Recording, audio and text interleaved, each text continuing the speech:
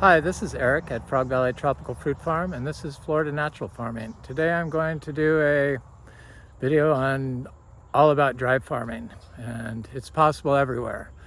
And I'm going to provide references of dry farming of indigenous people in Arizona that's been going on for 2,000 years. So when people say it's not possible where they live, it might just be the location in that particular region that you're at. So you have to look for the perfect spot to set up your dry farming operation. And not all spots, even in Florida, are ideal for dry farming. And I know I looked for the best spot possible when I was looking for property in Florida, and I believe I found it at this spot in Vero Beach. I'm also going to talk about consciousness and diet, because I believe consciousness affects your ability to see what is possible to dry farm and understand what's going on better. I know from my own personal journey to health here at this farm, I was severely depressed and started growing moringa, and I wanted to see what it would do to me when I started eating like a quarter cup of moringa a day powder in a smoothie I made. And one of the first things I noticed was my depression went away. And then I looked up, and sure enough, moringa was a cure for dry farming. So I'm standing in front of this guava tree.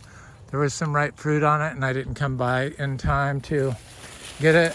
So I pull up pepper trees when I see them. They just turn into a maintenance nightmare for me.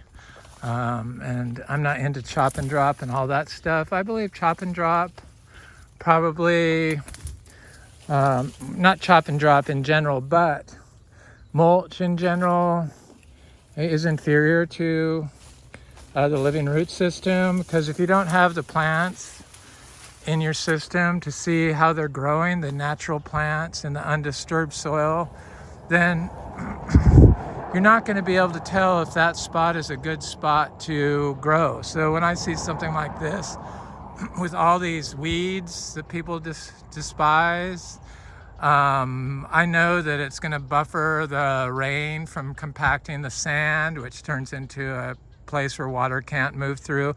And I also know that the grass and the roots in the soil have fungi in them that build soil. So they're important. And I also read, and I'm going to provide a link to it, how the Hopi dry farm corn and melons and squash and beans in the desert of Arizona, and have been doing it for thousands of years. And one of the things I noticed is they look for signs of plants, healthy plants growing in the soil. Everything is visual. That's why I do these videos, for people to see what's possible. And some people just are unable to see it, and they only see the weeds. Whereas here I see a little Adamoya tree that I've never had to water, that I planted when it was this tall, right here in the weeds. And I know that from my experience that if I plant a plant in an area where there's good plant life, here's a little Adamoya too, looks like something's been eating the leaves, but when I plant a plant where there's lots of plant life and roots in the soil, because we dry farm here, we don't water anything. Of course, plants need water to grow, but if there's a plant growing in the soil already, especially if it's a native plant, by all means, do not remove it. You really need to be able to see what's going on. So there's something called panpsychism, where it's where they believe everything has knowledge or a mind. So I believe that that's probably true. I believe it's memories from energy, of past energy and future energy that is stored in even a rock. So I know that all these plants have a memory in the soil, and that the soil has a memory, and plants know how to grow without us. So when people say that you can't grow, that's what they said to me. You can't grow ginger without watering it in Florida. You can't grow bananas without watering it in Florida. You can't grow all this stuff. You can't grow cacao. I just instantly have to turn it off, because that is like conditioning that they've learned from somebody else's conditioning that they learned, and not something that they've formed on their own through observation of what's going on. For some reason, people can't see that in California, huge giant trees are able to grow without being watered, but yet they think that they have to water their crops, even in San Diego. And San Diego has a very big aquifer, so I know there's plenty of water there, and I used to live in San Diego. I was born in Newport Beach. I know all about Southern California. I've lived in Los Angeles. I've lived in San Luis Obispo. I know what you can do. And there's people that dry farm, and if they can dry farm in Arizona, you can definitely dry farm. So try to remove "I can't" from your vocabulary, and try to improve your quality of your food, because the quality of your food is going to dictate your ability to have creativity and observe and form abstract thoughts that you can put together for use in your own dry farming system. And we are running out of water, and I've been reading a lot and watching a lot of YouTube videos on Sir Isaac Penrod. He's a quantum physicist, won the Nobel laureate, and he has lots of interesting philosophies, theories, and I just find his stuff fascinating. And one of the things I got out of his lectures or his discussions was about timeless emergentism, so timelessness. So everything expands continuously. Time is a construct of humans that they develop mathematical equations to measure a space and time. And nature works in timeless emergentism. So it doesn't, time is not a something that nature even looks at. It's something that humans use so that they can get a product to market quicker. And in the process, they use water. So yeah, if you water stuff and give it lots of nutrients, it's going to grow super fast. But the chances of your tree living long term and the fruit being of superior quality are not very good. So they've shown that dry farming, this is a Adamoya, Geffner Adamoya, dry farming fruit, grapes have shown this. For some reason, people just don't believe this in Florida, some people. That's why I don't go on public forums and stuff like that, because the I can't people, or you can't is what they say. You can't. They don't say I can't. They say you can't do it. You can't do that. This is Florida. There's no nutrients in the soil. This isn't California. You can't dry farm here. All plants need water. Yeah, I heard it all, and that's why I don't go on there. I don't come from a place of I can't. I come from a place of I will. And I will figure this out. And one of the ways I figured it out is when I moved here, I wanted to find a way. This is why I developed this Florida natural farming system. One of the reasons was because we had huge giant live oak trees that were all diseased and sickly and dying, because this was all mowed lawn. So the compaction was killing everything from mowing on it. Look at this little red Adamoya that was dying, and I moved it to this place that's less compacted, and it looks great. I believe that compaction is the root cause of all people's problems in Florida, from the overuse of machinery to mow grass, because they think that grass competes, so they mow it. It does not compete. They've shown that This is a Gefner Adamoya. I was just over here, so I've just shown these before. So, but somebody actually was interested in the farm, so they wanted to see.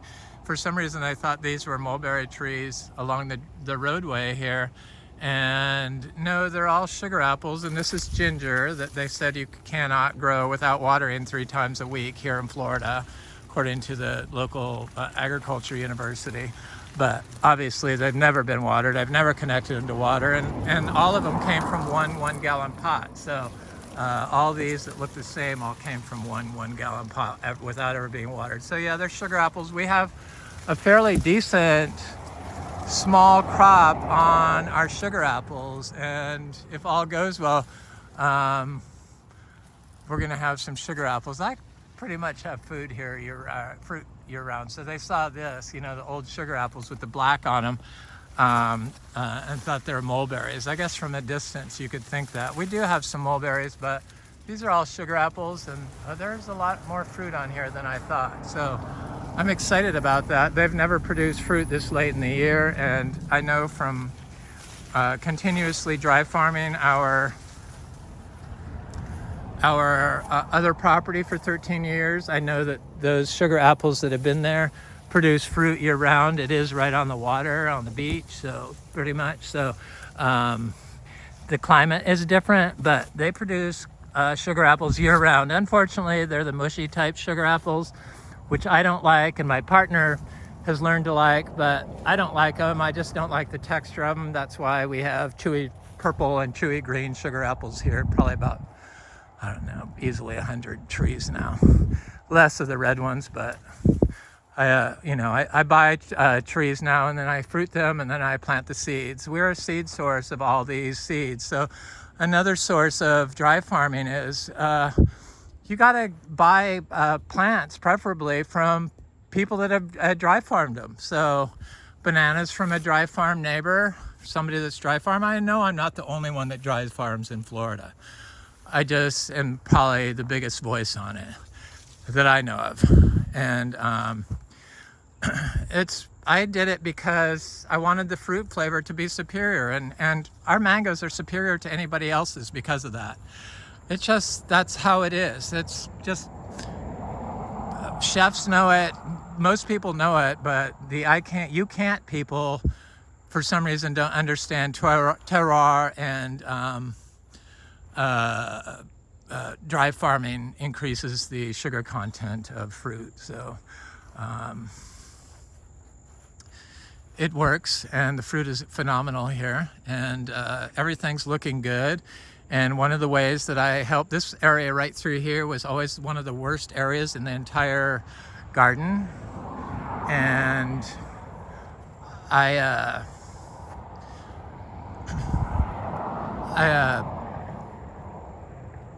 been working on it. And the thing that finally worked was the biodynamic horn. So I take things from different regenerative agriculture, and then my intuition tells me what to do. And the intuition when I made BD 500, Biodynamic Prep 500, was don't kill the biology in the horn. When I picked it up, I knew there was life in it. So I put it in a rain barrel.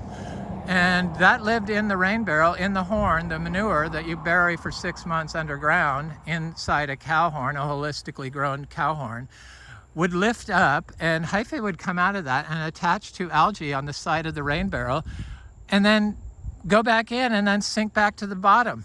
And it lived like that for a year. But what I do now, I don't believe you have to keep the biodynamic horn in the ground for 6 months. So I bury the horn for 3 months, or no, 3 days, and then I dig it up, kind of like, Korean natural farming, but it's a fungally dominant indigenous microorganism. Because I figured any fungi that's going to move into that is going to do it rather quickly. You know how quickly fungi can grow out of the ground. So obviously they can colonize a horn buried in the ground next to your healthiest tree, and then dig it up. And then I buried like 40 or so horns in this area, and then planted a bunch of bananas. And ever since I did that, the biodiversity in the plant life in the ground here started doing well. And then the mangoes that had froze at 31 degrees popped up, and then other things that I plant in here all seem to do well now. It's a process getting your soil just right. It's all dependent on soil health. That's why panpsychism, where everything has a memory, is so relatable to soil health, because your soil that can aggregate has a memory of fertility that's thousands of years old that your plants tap into. So if you're not getting any aggregation from your sand, you're really not going to have a healthy soil. You're not going to have healthy soil for your tree to survive. One of the ways to see if you have aggregation, you have to let your grass grow a little tall. Got to stay off of it. You can't really mow it.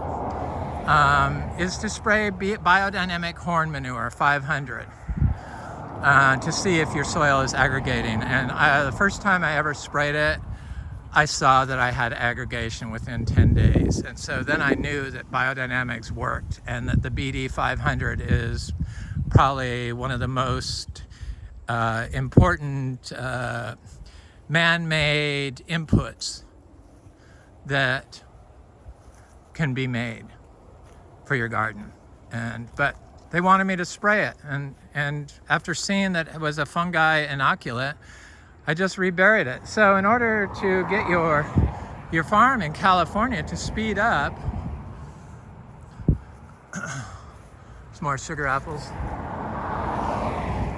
To get your farm to speed up, you can go to the Josephine Porter Institute, they're online, they sell biodynamic preps. You could buy them, but they ship them in plastic, but they ship you cow horns. You can use holistically raised cow horns, and you can find some clean manure. I do sell clean manure. I love sending people manure in the mail. I don't charge a lot. I don't have that much, but some people ask for it. My friend Gemma has been doing it for years. My friend Carson, I have to get some some manure off to him. I haven't done yet. So this is a longan that's produced fruit finally. All this stuff can be dry farmed. It doesn't seem like I can show any number of trees that all can be dry farmed, and people that say you can't still cannot see it for some reason. And I believe that's because of their diet.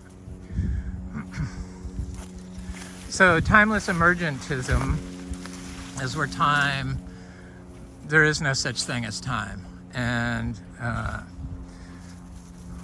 Sir Isaac Penrose, he has some interesting theories where quantum mechanics is in contradiction with quantum reality, I think. Don't get me wrong, it's so complicated. His stuff is so complicated. It's just like, oh my God. So he kind of has got a theory, something, I forget what it is, where he's shown where time is immaterial, and that's how nature works. I forgot about my little boy Romy over here. He's so good. He's been out with the big cows. So people want everything to be rushed to get food to market, and because of that, they're like using polluted water. They're using chemicals that are polluting the planet. And we only use the miniature zebu from Hindustan, and I believe they're the sole reason why we've had such success, in combination with all these other things, letting the orchard floor grow out, stuff like that. So a lot of people will have lawn, and then they will have islands, and in that island they will do mulch and compost and then plant their tree into it, and probably aren't going to be able to dry farm successfully, because a mowed lawn with islands of fertility inside of it prevents the connection of the underground super microorganism that is the mycelium, the mycorrhizae fungi that connect to the plant root tips and provide the water in a dry farming situation. they're going to be unable to connect to the saprophytic fungi that are, say, in that giant tree. So when you're using all mulch on your soil in an arid climate, you're going to be unable to tell if your plant that you want to dry farm is going to be able to grow. I totally believe in adding carbon inputs, like small amounts of wood chips, but not killing what's there. You have to leave what's there in order to have the biology that's in the soil that is going to be able to transfer into your invasive species, which is your tree, like a jackfruit tree, though I don't think you can fruit jackfruit in almost all California, but they can grow other things like cherimoya. So it's going to be unable to, if you remove it, the biology is not going to be in the soil. What you're going to have in the soil is saprophytic fungi. So you need a combination of the fungi, and they need to be checked and balanced. So if you have an overwhelming input, like all wood chip mulch, you're favoring saprophytic fungi, and you're not going to have a nice biodiverse collection of mycorrhizal fungi that actually work in unison with the saprophytic fungi to harvest water. And somebody asked how far away I plant my trees from my bananas, because bananas is a source of water that the fungi can tap into and feed to the seedling, like this Sapodila tree. We have quite a few Sapodillas now that are getting of size. This one in particular is not that big. It's a Hassia, but we do have quite a bit of Sapodillas. So I don't know. I like to put them 6 feet away. I don't think there is any distance that's good. I think it's better to get as many plants as possible of diverse types growing together. Like we have this oak tree that popped up by itself. We have all this weeds and grass that is here. That's all excellent. I can tell that stuff will grow in there. But in an arid climate that you only have 1 or 2 plants, or you have coastal scrub, removing all that coastal scrub is going to make your, it's going to like kill off the biology that's in the soil that's going to enable your plant to live. Right, Romy? Oh, you little angel. I love my little miniature bull. He's been one with the big cows. Yep. Here's a big Sapodila, Hassia Sapodila, and it's got fruit on it. Our Hassia has produced well, and all this stuff can grow without dry farming, without watering, supplemental water, especially in Florida. To say that you can't dry farm and why everyone isn't dry farming, it's just crazy to me. So back to quantum mechanics. So quantum mechanics, I feel, can provide a mathematical equation on if you take the amount of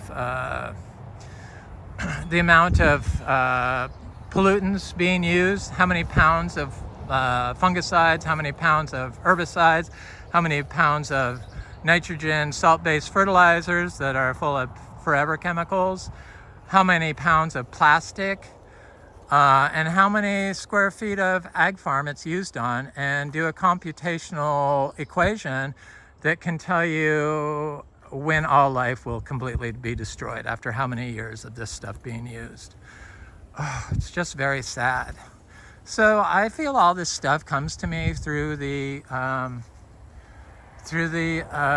the objects that are here, all the plants, all the soil, everything. And like I said earlier, I meditate on the large trees, on how to protect them, and that's how it started me on this journey of regenerative farming.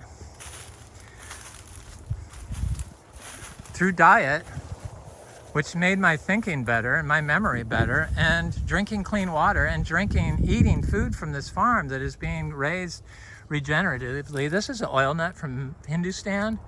I don't have the name of it, but that was a gift from my friend Frank.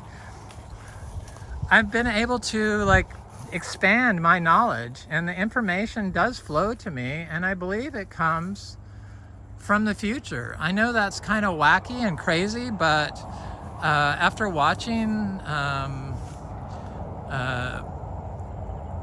videos and reading and seeing that time is ever expanding and energy moves faster than light, probably, I don't see why that's not true. And I've had a what some people would call a spiritual experience here that made me change aspects that I was doing in my life instantly. And it wasn't a voice, but it was an internal voice that told me I needed to stop doing something. And it was like I stepped into a different dimension, like it came from a different time. It was like, is this God speaking, or what is this? But I don't think that's what it was. I think that it was a memory from my future self talking to myself in quantum reality, I guess, in the present. Due to my visualization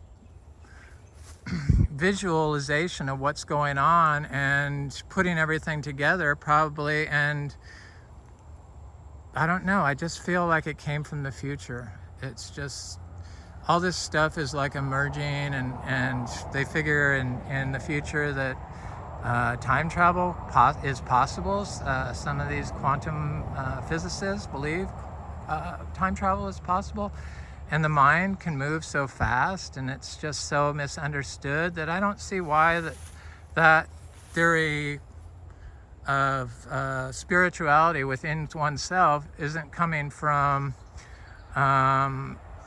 their own memories from the future, combined with memories from the past, to come up with an answer in their mind. I firmly believe that. So this is the Garcinia madrona. They're getting big. There's quite a bit of fruit on this tree. Of course, can't always see them, but there's quite a bit of them. It's a tiny little tree, and it seems to do well. I have given it daily manure inputs. Our daily zebu manure, and you know, those fruits sell for $5 or $97 for 5. It's not even that good of a fruit. It just makes no sense to me. It's highly medicinal, so it is a good fruit in that aspect. But if you're looking for a sweet fruit, the Garcinia madrona is not your ticket. It has like a sister fruit, the Garcinia acuminata, which is very cold sensitive, which we have some of. This is a big guava, tropical guava, that's doing quite well. So this is a ginberry. I try to show as many different trees as possible, and you know, that's, you know what that is. That's that Hawaiian taro root. Grows without water. Mangoes that are doing good, and through here I have lots of Garcinias and other things. Achachairo. We did start this farm for the Achachairo. So the Garcinia madrona, I think we have lots of trees of that coming up. As I try to plant all the seeds, I let people taste it when they come by here when it's ripe. There's a Achachairo. Had something over here. This is that purple forest guava. And here's one of our cashews. So somebody wanted to know what I'm going to do with all the cashew nuts that we're going to have here, because I planted more than 200 of these seedlings, and it seems like all of them are growing. So that's one I planted this year. It's already 2 feet tall. It looks like there's something else growing here with, oh no, that's the leaf. Very healthy, growing right next to this banana, and a jackfruit seedling. What I'm going to do with all these cashew nuts. And it's like, I didn't really think of what I'm going to do. I just wanted to establish a food forest for my health, and to create beautiful, fresh, rich food, and show people that you can grow naturally, and that's something that's good for the future. And we are running out of water, so to say you can't do it is it's just wrong for your kids.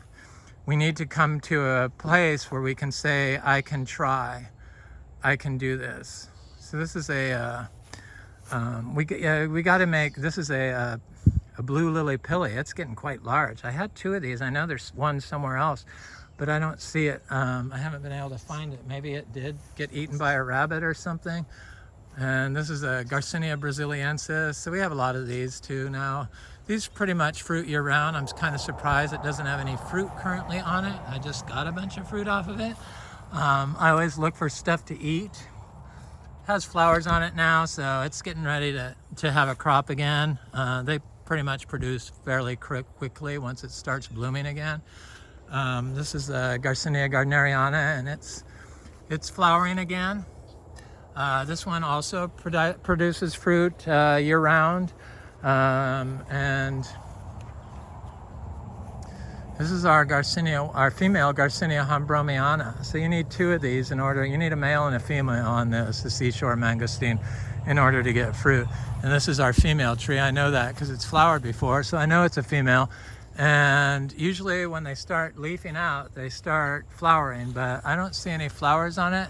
For some reason last year it did not flower. So none of these trees were affected by the 31 degrees here. And that's because of the natural conditions that we grow in. So we don't use polluted water. We don't use polluted inputs. We try to be as healthy as possible. And we use whole foods, so raw zebu manure and just grass hay with urine on it from our barn as our only input, besides the biodynamic horns, which I make periodically when I see trouble spots or areas that a tree is getting pests or something. It's trying to be proactive, but I haven't had to do that in quite a while. So in fact, this year I didn't even make any biodynamic horns, but I have them laying around. If I feel the need to do it, I know I can do it and make a biological fungal input that I could bury in the soil. So little trees in here. I'm not sure what this is, but it's something I planted, obviously. I don't mark my trees. I just figure when the fruit is ripe, I'll know what they are. And if it doesn't make it to fruiting, there's no need to put a plastic tag on it that can wind up polluting my soil. So I believe the people that say, I can't, you can't do that, you can't do this, you can't do that, when obviously it's being done in Arizona and it's being done here. This is just not true. You can't grow cacao. It's being done here. We fruit it here. We dry farm it here. So yes, it can be done. I believe that the people that do that, just from my experience with my friends that don't eat clean food, that eat processed food, they eat GMO fed beef, they don't believe glyphosate is a pollutant.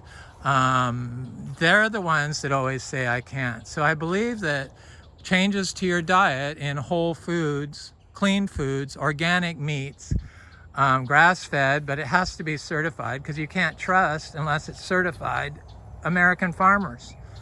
They're trying to make $1. If you know your farmer, you can trust him, but generally if it's in the store shelf, I wouldn't trust it. The medical industry and the agro industry and the pharmaceutical industry is all working in unison to make Americans and the general public more stupid and more diseased so that a few rich families can get even richer. They're not there to help. If they were there to help, they would tell you that food can heal you. So I truly believe, from my experience on my journey to health, that food definitely is the answer to what ails the general public and what ails their ability to move past you can't to I can, I will, and I'm going to make small changes to see what it does and see how I feel. So you do have to eat whole foods. You have to get away from that. You can't be drinking polluted water. I stopped buying bottled water from, that they delivered because I realized that there's a little citrus tree growing in here. This is that, I try not to walk on the soil because sand is very, very disturbed. So I changed from bottled water to my well water, and I got a membrane solution, is what it's called, from Amazon, a filter, a stainless steel filter that has a UV or osmosis, reverse osmosis light on it, on the tap, and you just dump the water in it. And there's a big Charichuelo in there. Here's that Nochlea latifolia. So this is the African peach. It's like a giant strawberry. I said in the past it had Tramadol in it, but that was a study that they did where they came back and corrected it, where the inputs, the cattle were being fed Tramadol. So it does not have Tramadol in it, in case anybody still thinks that it might. I just wanted to say that. You know, I make mistakes. I'm not perfect. You know, I just make up these things as I go. I don't really think about what I'm going to talk about sometimes until the morning I make the video. So like today's video, that's it just came to me. I asked, please give me the information to help better people's understanding and to help Florida ecosystems and all ecosystems in general grow better in a, help me say it in an intelligent fashion. And please provide me information that is relevant. So that's why I provide references to try to go along with that, try to support what I say. So the bottled water. So the bottled water, the big bottled waters, the 5-gallon bottled water jugs are full of microplastics. Who knew? They're full of phthalates and all kinds of different chemicals, cancer-causing chemicals. So especially when they're being driven on trucks and shaken around, and who knows how long they've been there and what type of delivery system they had to get into the bottle. You're probably drinking some cleaners and all kinds of stuff. So I switched over to the membrane solution, standalone, water filtration, and I've been drinking the well water, and I could tell instantly, like within a day, that it worked better. Because the plastic pollution in the bottled water causes you to not be able to think as clearly. Obviously, if it can be a contributor of, plastic can be an contributor of dementia, then it does cause cognitive decline in the real time. So I did notice it. I notice little things like that when I make changes to my diet, like removing the oil. I noticed that because I was using a lot of olive oil, because everyone says it's good, but it is a processed food. So I made the conscious decision to remove olive oil from my diet, and just a tiny bit, and then use water in place of the oil that I did. Well, my well water that I filtered with the membrane solution water filter, and oh my God, I felt even more quick. So we all can make little decisions that can affect our futures. And the future for your children. I mean, the children's future is just bleak, I think. And that's another reason why I do these videos, to try to help future generations. We don't have to figure out how many days it's going to be until we completely kill all life in Florida with all the pollutions we use. There is a number. It just would take somebody to put it all together, and that person is not me. And do we really want to know when that day is? Probably it'd be a good thing, but then people would say, oh, I don't believe that. You can't do that. That's because of diet. I know it's because of diet. People's health is because of diet, and it's the way people grow. We have like over 350 banana trees because I wanted to get a crop to give to people until our trees get mature. Our achacha trees, it's going to happen, but you know, tropical fruit is a multi-generational hobby. So the first generation plants it, the second generation reaps the rewards. And I don't have a second generation. I'm not into selling fruit. In fact, when I came back from LA, I had been eating some not good food, and then I only got 3 hours sleep, but I had to ship out MB fruit to 2 people. And I only had a limited amount of fruit left, and the fruit was very ripe on the tree and needed to be shipped out that day. So I only had 3 hours sleep, and I got up and I sent it to 2 people.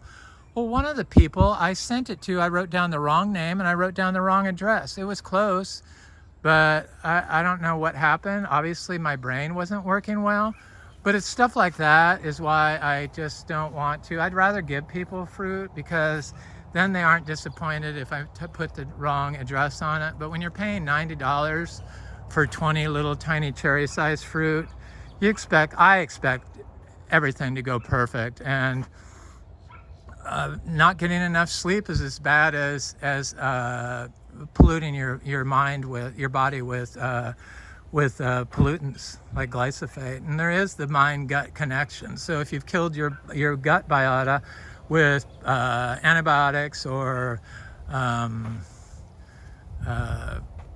glyphosate or radiation, you really need to rebuild it. And to rebuild it, you have to eat like whole foods and healthy stuff and vegetables that aren't grown with plastic. I believe biodynamics is the only true source of organic produce available anymore. After going to California and seeing the miles and miles and miles of, look at these little cacao, miles and miles and miles of microplastics between Carpinteria and Oxnard and Montecito.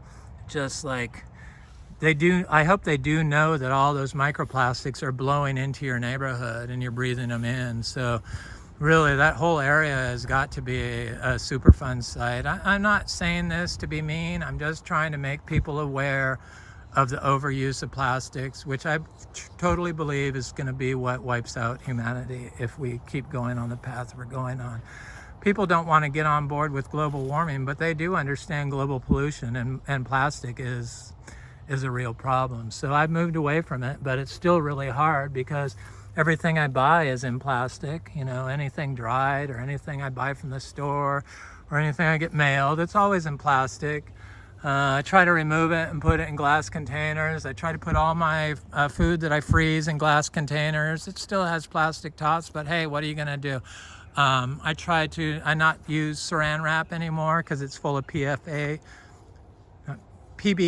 and PBSs, not PBAs. They removed the PBAs, but the PBFs and the PBAs are worse than the PBS. So it's really bad, and it's also has polyethylene oxide in it, so that's a known carcinogen, plus triclosan probably, and other biocides.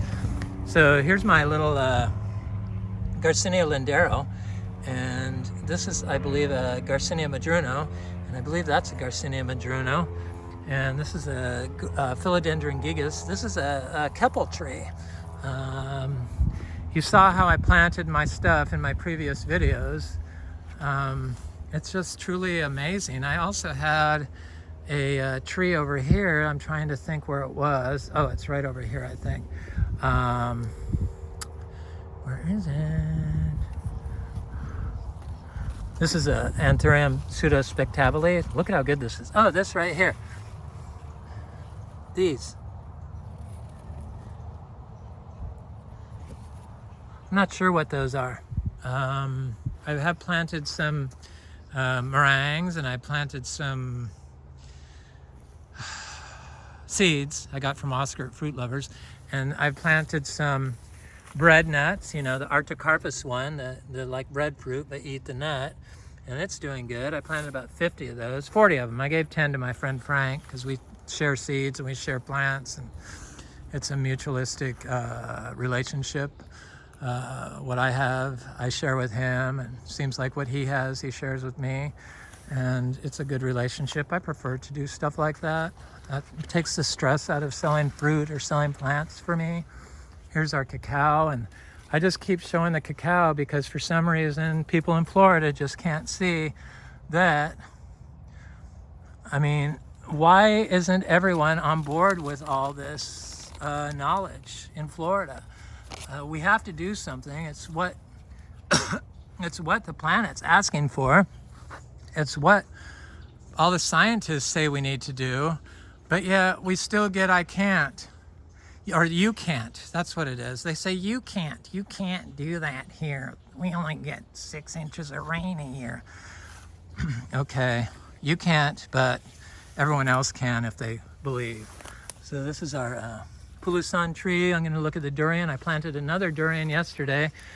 This is the first one I planted, and I thought, well, is the drought going to start bothering it? Because we haven't had rain in quite a while, but it doesn't seem affected by the drought. I was a little confused by the information you read online, but I do read the information that's generally available that I look at just to see what they say. And one of the things they said about growing durian was it needs a 2-month dry period, or it needs a period of drought, throughout the year in order to produce fruit.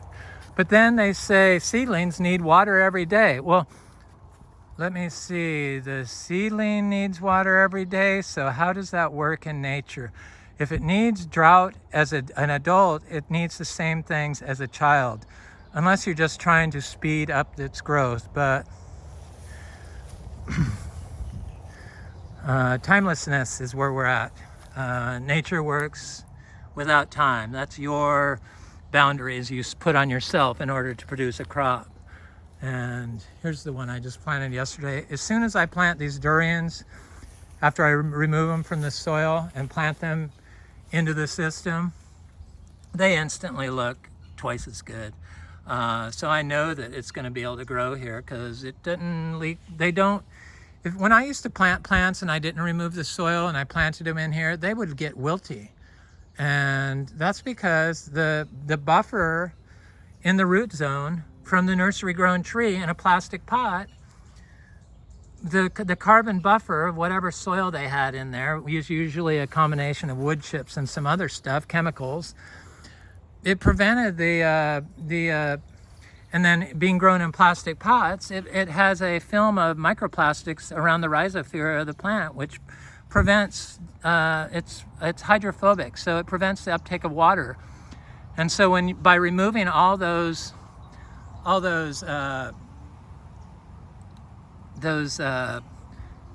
soil and washing the roots before you plant it from the nursery grown trees into a dry farm system, it enables the plant to signal to its environment without having a screen, a block around it, which is what the carbon in the soil did with the microplastics and the fertilizer. It prevented the rhizosphere to get colonized by the mycorrhizal fungi. So here's another. This is like, again, my friend Peter at the post office, he asked how far away can you plant the plants from the bananas? Well, the mycorrhizal fungi they've shown can go 600 feet, but if you have blocks like a road, which blocks mycorrhizal networks, or if you have a path which can block mycorrhizal networks, depending on how big it is, or you have mowed lawn and then just islands of fertility, then your plant probably can't work with the entire ecosystem, the whole systems approach that they teach in biodynamic farming. Anyway, I guess that's about it. I think that was enough. I hope everyone is growing for their health, and growing for the health of their children, and growing for the health of the future. Anyway, this is Eric at Frog Valley Tropical Fruit Farm, Florida Natural Farming. Have an excellent day.